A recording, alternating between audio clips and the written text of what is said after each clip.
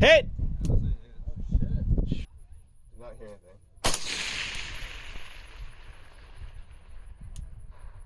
Hit. Yep. So faint.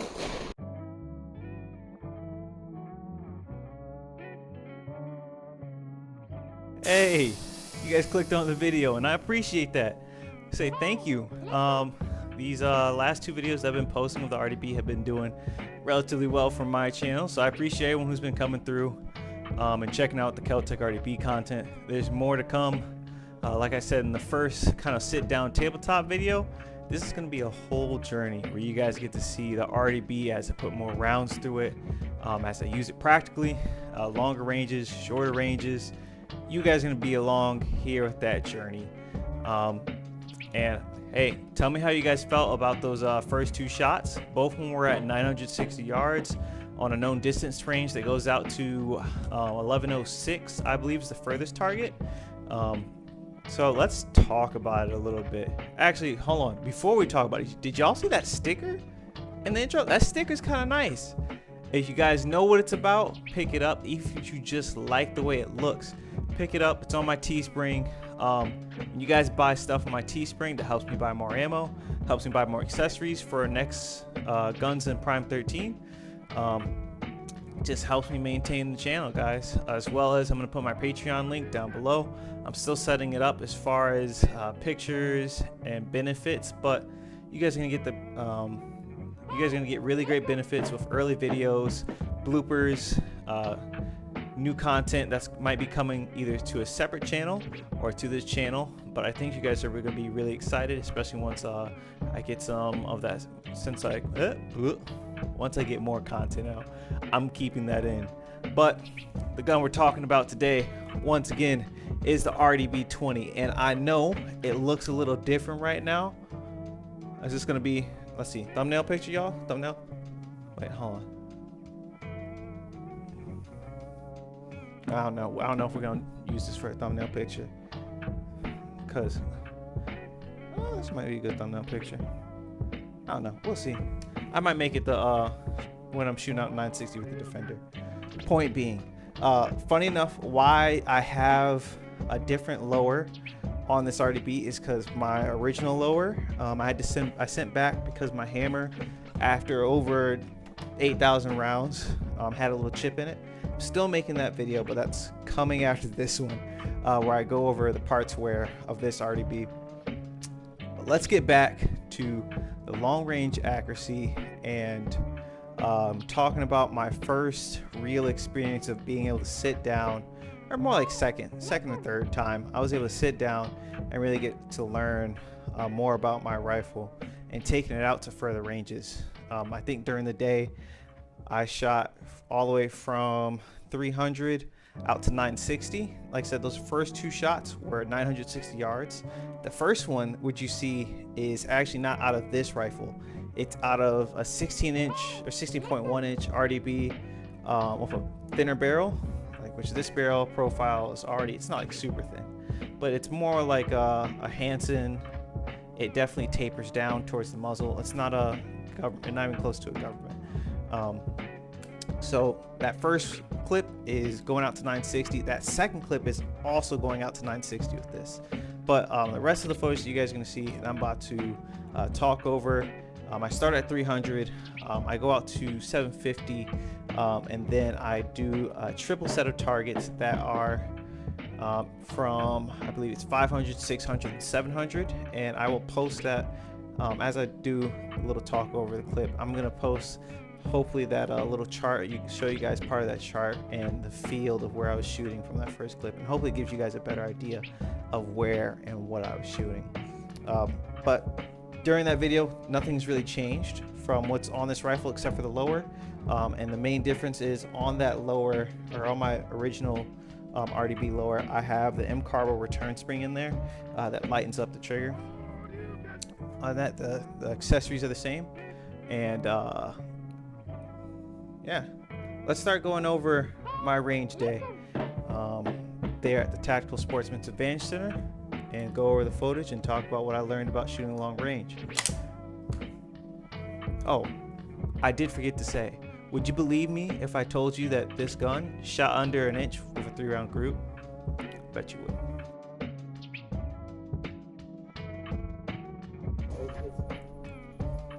Alright guys, hey, let's go ahead and let's go over what we have here. Of course, as you guys can see, we have my RDB here with the Primary Arms PLxC. This has the Griffin mill reticle, so that whenever you hear us calling out mills, that's why we're calling it out, because I have a mill reticle, he has a mill reticle, and it's very easy to adjust based off of that. I have here a guy in the blue shirt. It's basically been my long range coach while we were still in the same area shooting, and he was teaching me a lot and how to use mills, how to adjust with mills. And right here we're switching positions. He's about to shoot his 18-inch SPR with, I believe, a Criterion barrel. I don't remember his full build, but 18-inch AR-15. I believe this is his Primary Arms PLx 3-18 with the Athena mill reticle, and he's shooting. We're both shooting for 5.56 the AAC 77 grain, which you can kind of see that black box in the background. And he's going to shoot off a couple shots here, and with these couple shots, he does not hit. He's dialed for 960 yards, and unfortunately, each time we go to shoot here with his SPR, someone else is shooting. So each time he shoots, and we give it about a 6 or 7 second wait for it to travel that range. If I remember correctly, I think it's about 6 or 7 seconds. We can't hear impacts.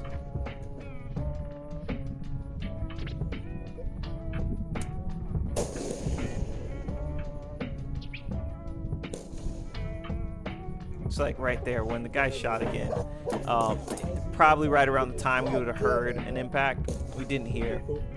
And that clip from the beginning, where you see me shooting with my RDB 20-inch. This was the same range session, and we were able to hit it, or we were able to hear the hit. It was a lot more it was more pronounced, and we believe that's because I might have hit higher up on the target, and you guys will see here later in these clips, or in this session, that there were some where I might have been hitting mud, and there were some where we think we got a hit. It just might have been lower on the target.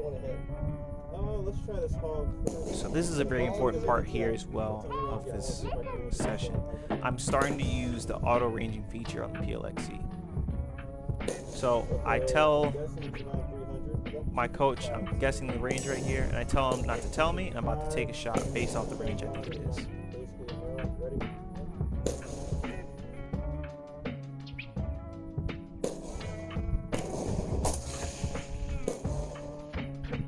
Miss.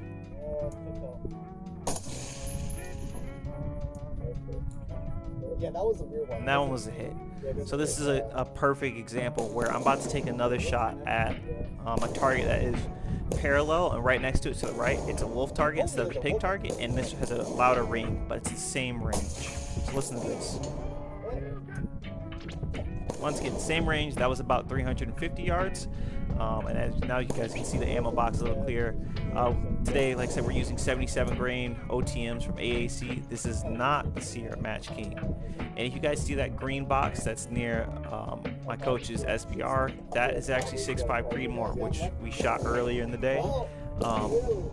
And the reason I have a band-aid on is because, funny enough, my finger got caught in the action. The bolt slammed home on my trigger finger twice. So some of these misses I had today were legitimately because my finger was still shaking a little bit from the pain. Which, if I can find the clip, I'll definitely put it in here of the bolt slamming hole in my finger. I can promise you it's not fun. My buddy had he has an LMT lower on his AR-10, and we just believe that the the bolt catch spring might have been wearing out, because he put a bunch of rounds through it, and he's competed in competition with it.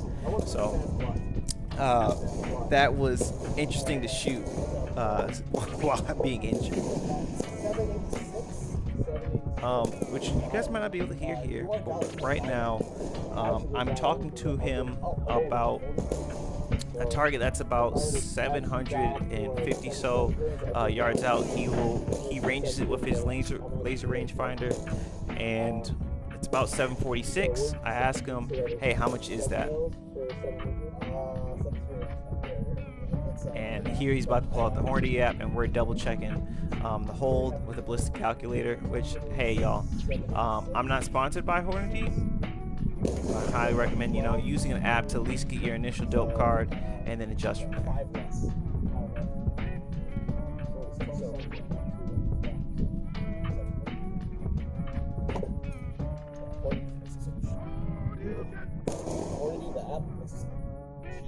Yeah, you still have. Yeah. Yep, 7.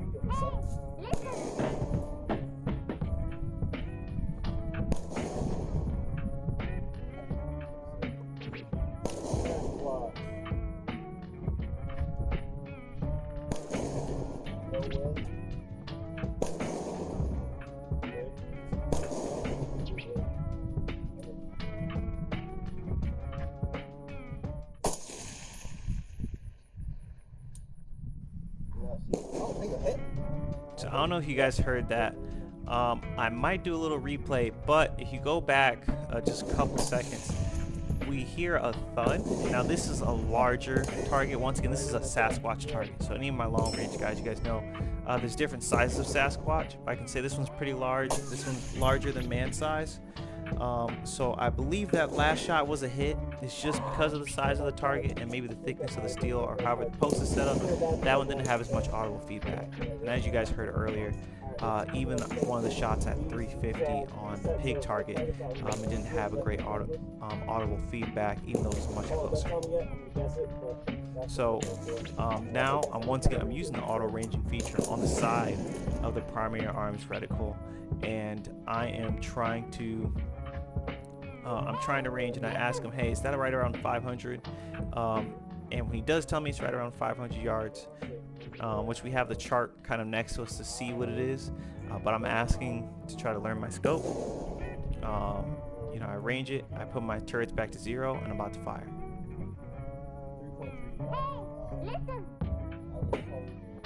So what the sirens said, take the number, the 100 minus 1.5.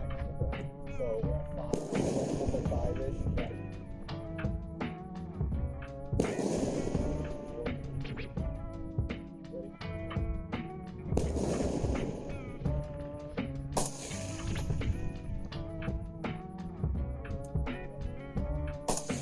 Miss.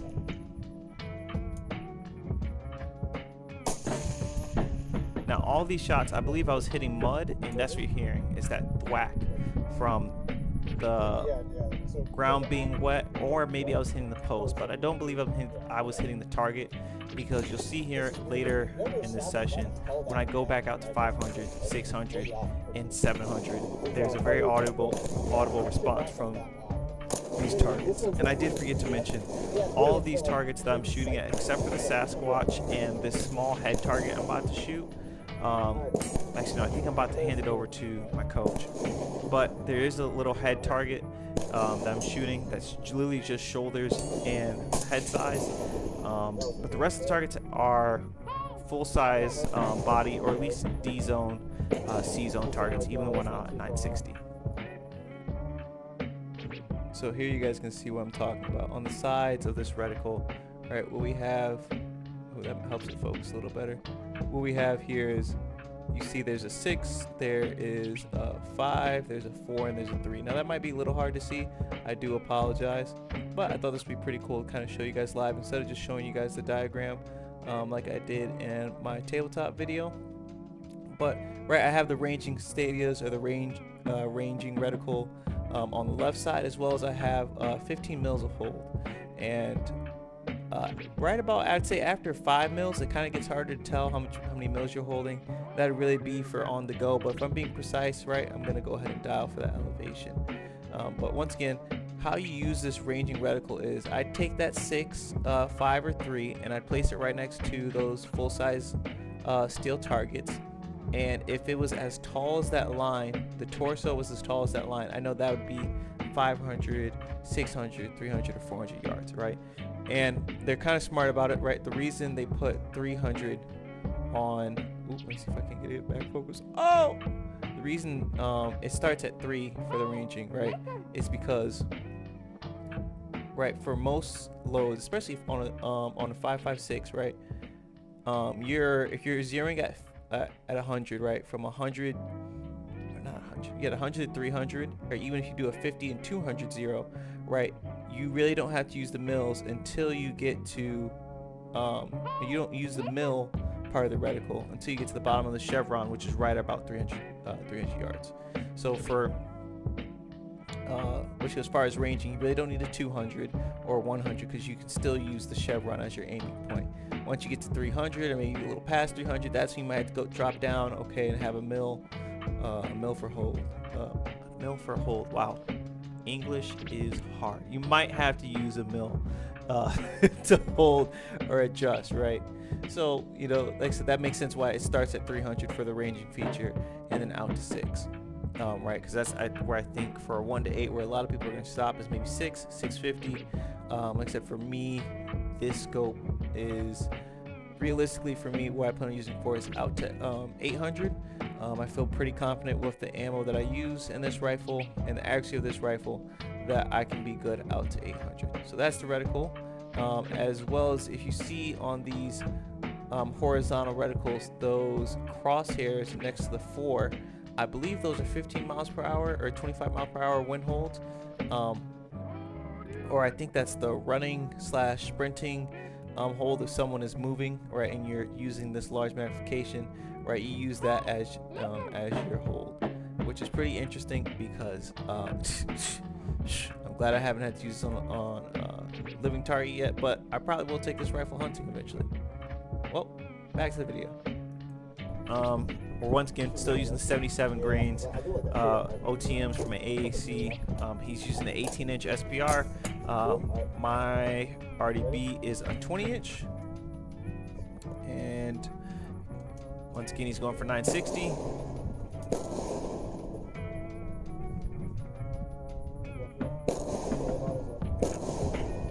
I call ahead because I couldn't hear anything, but I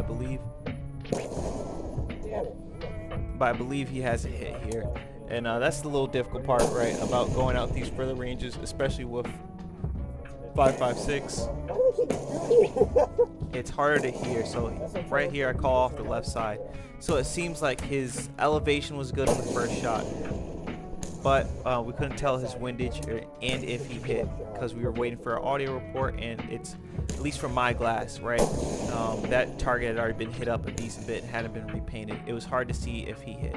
So he's about to give the RDB a chance, or give it a go, and I think you guys are going to really like this or find it funny.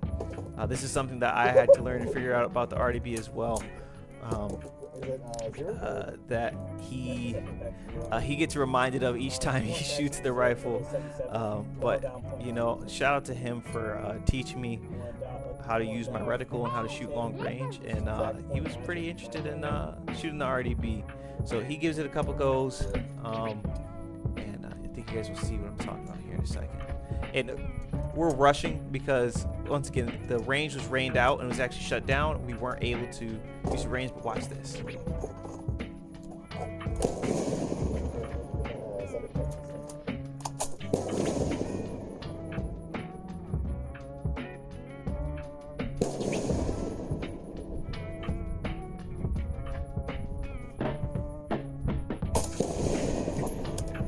And he gets hit by brass ejecting because he's used to the traditional rifle where he can support his stock with either a bag, right, or use his hand and his shoulder to support stock. But what he did here is actually what I've started using ever since. He's using my hand to cup the mag well and support the rear of my gun to keep it stable.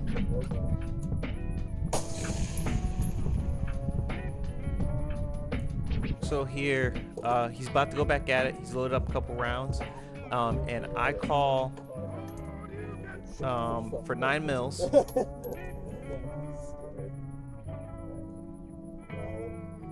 And I can't tell if he hit, so I tell him to come up in elevation a whole mil.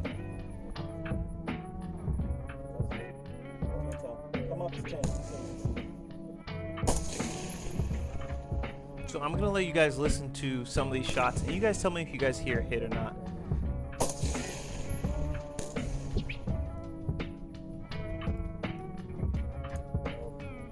So funny enough, I thought I heard a shot hit earlier, and I can't tell. Even in post, it's kind of debatable if one of those might have been a hit or might have been a skip. But this last one right here, guys, take a listen.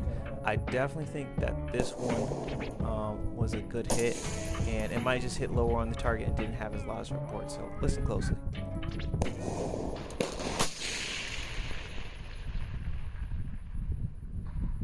Right there, I think that was a hit, guys. But once again, we're out on the range and there's a whole bunch of shooting, and it was very hard to hear what was going on. So, yeah.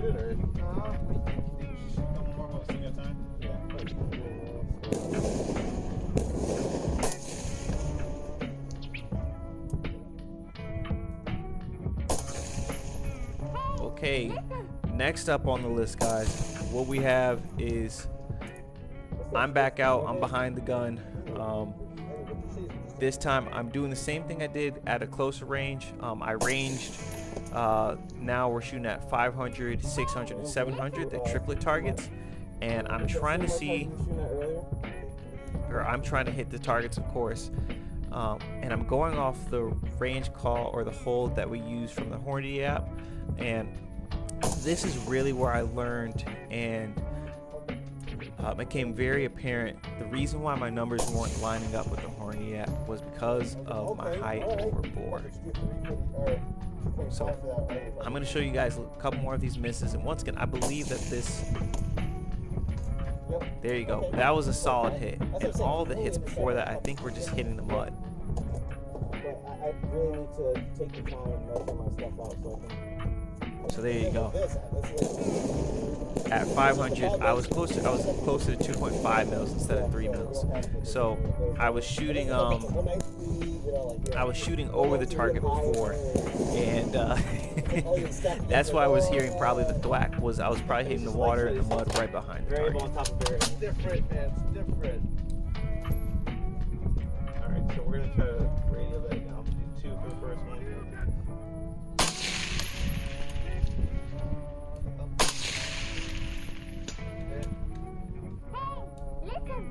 Two verified, or 2 mils verified. Now we're going to the next target, which should be 600.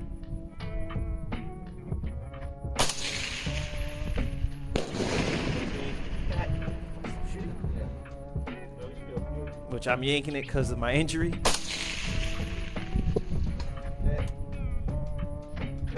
There we go. Nice solid.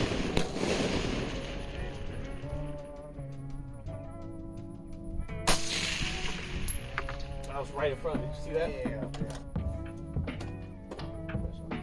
Yeah. So that was another shot I pulled. I also want to mention something else that I learned during this range day that stuck with me as far as fundamentals. When it comes to your cheek weld, you find it, practice your cheek weld, and once you get it, you hold it there. Because if you keep moving your cheek while you're making those longer range shots, especially with especially in my case, right, my LPVO, it's like I can adjust for parallax, although I didn't feel like I needed it, especially during this day, and follow-up days when I went back and I was able to make shots easier because I understood what was going on. You hold that cheek weld, which my coach was telling me to do in some of these clips that I cut out, then you're able to make more consistent shots back to back to back. I got roughly 700 on this one. Okay. So I'm communicating to my spotter and my coach, hey, hey, I'm going for the 700 target, 4.5, 5 mils, and here we go. Hit. That was a hit. Nice. Is that 5 or 4? It's 5.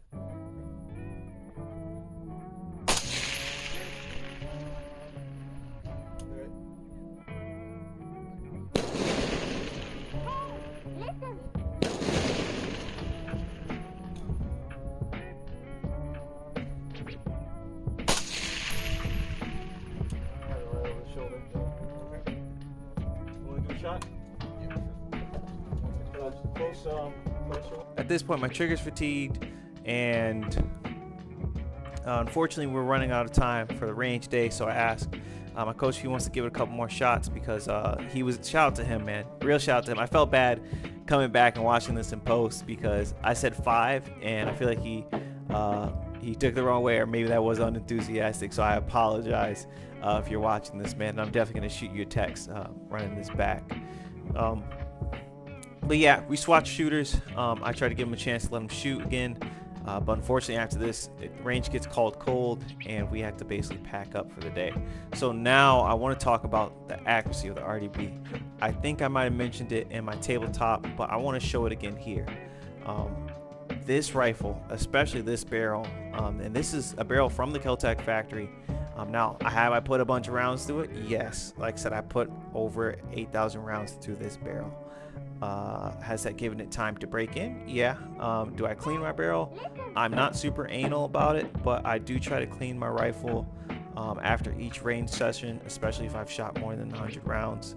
And that was relatively often, especially when I was ordering or had an ammo subscription. So yeah, I tried to clean the barrel. I cleaned the barrel for barrel snake.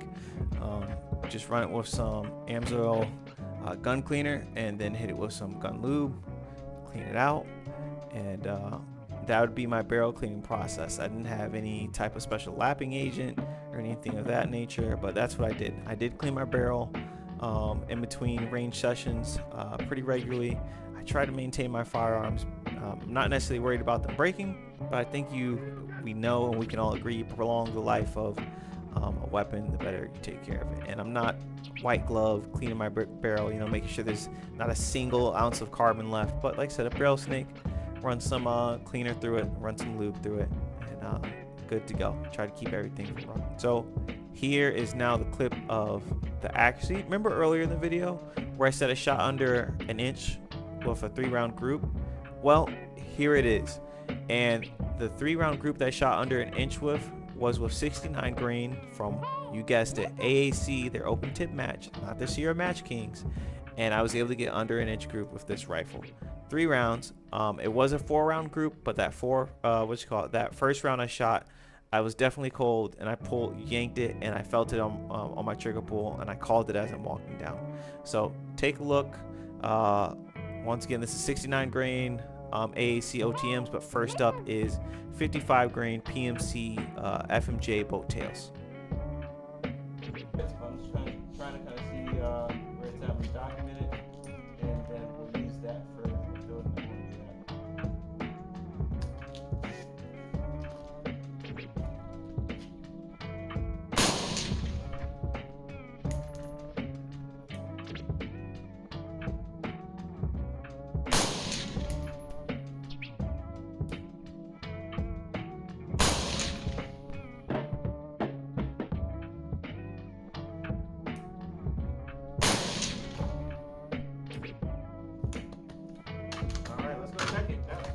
From back here, that looks pretty good. Which is funny, because that actually shot pretty well. And that wasn't me taking my most time, but I'm pretty sure that's a 0. I just need to come a mill. Take the audience with you. Oh, sure. Audience, you've been requested. Come hither. Rude. You don't even take them with you. God damn. You must join us on our adventure. Imagine the audience at home. So, we're too good for you now. You can't walk us down. Yeah. Oh, to be fair, last time it was literally the dead of night. So if I would have walked you guys down, it would have just been pure darkness. So I was using the high beams in my car. It's got all the way up there. I don't know if y'all can see it. I can see that one through the scope. So that seems to be pretty good for the 55 grain. I wasn't even taking my super slow time for this one. I kind of just let off 4. These are right in the middle of the target, so I think that's good for the 55 grains. We'll use that for when we probably go out to, I'll probably stop it at 500 with the 55 grains, maybe 650. We'll see how ballsy I'm feeling. Yep.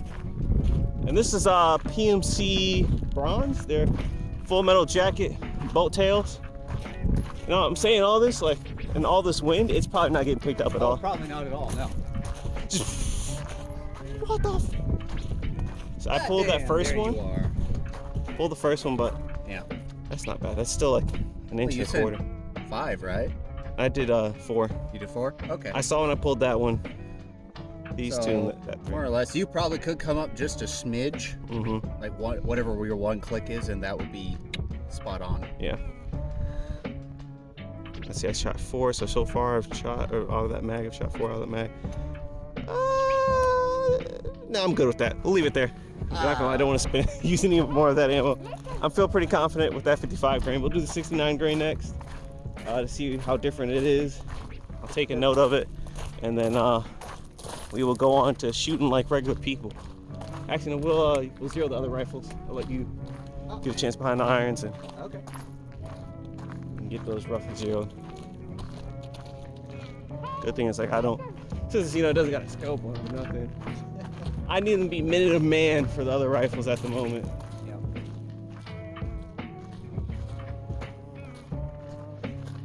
I don't know. Do you want to get your mud test out of the way?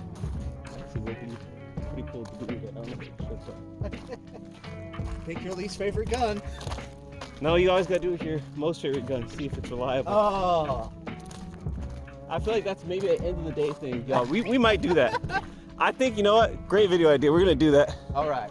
End of the day, we're going back to the mud pit. I'm just gonna sadly throw my rifle. Should I throw the can in there too? Oh, no, not the can. Not the can. Okay, not the can. You treat the can well. You waited how many months for that can? A month. You bastard! I don't know the internet. You said what? A month? You heard me, right?